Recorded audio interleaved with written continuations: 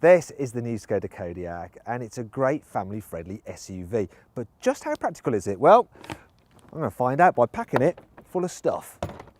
The Kodiaq's boot is absolutely massive. Get the car with 5 seats and you have 720 litres with the seats up and 2,065 litres with them folded down. Go for a 7-seater model like this car and you do lose a bit of space to make room for the third row of chairs, with 630 litres with the rearmost seats folded, increasing to 2,005 with both row 3 and 2 folded. But these numbers are still big enough for most families' needs. With both rows up, however, there is just 270 litres of space in the 7-seater model, which is about the same capacity as a Volkswagen Polo's boot, which really isn't too bad. The Kodiaq's boot has lots of useful features too. There's sufficient tethering hooks, a boot light which doubles as a torch, and some underfloor storage with room for the load cover. The middle row of seats fold 3 ways so you can carry longer items but still take 2 passengers either side. And the lack of a boot lip and fairly flat floor with all the seats folded makes it easy to load heavy items in and out. But how much stuff can you cram into the Kodiaq? Well, in 7-seater mode, there's room for a couple of small suitcases and soft bags, so it's more than ideal for shopping. However, you'll need to fold the rear seats down if you want to carry some golf clubs, but then you can carry pretty much all you could possibly need for a family of 5's holiday or more. In other words, 2 large and 2 small suitcases will fit easily, or there's space for 2 large, 2 medium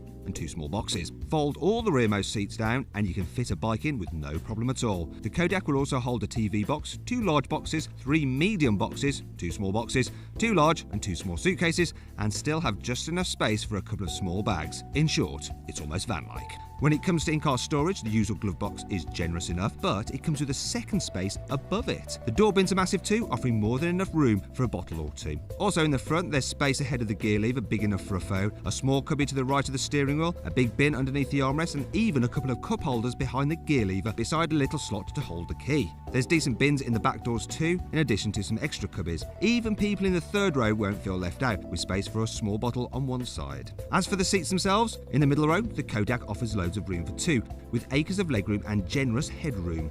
But the centre seat is a little bit raised, so it's not quite as comfy for the person in the middle when travelling 3 abreast in the middle row. Meanwhile, the seats in the back row are only suitable for children. If you slide the middle bench forward a little, knee room is okay, but headroom is always tight for anyone over 5'8". So if you really need to carry 7 people regularly, a Volkswagen Touran is a better, if slightly more boring looking option. Fitting a child seat in the Kodiaq is simple though. The huge doors open wide, so it's no trouble fitting the base through the gap, and the ISOFIX mountings are easy to reach behind some removable covers. The only problem is there's only anchor points on the 2 outermost seats of the middle row.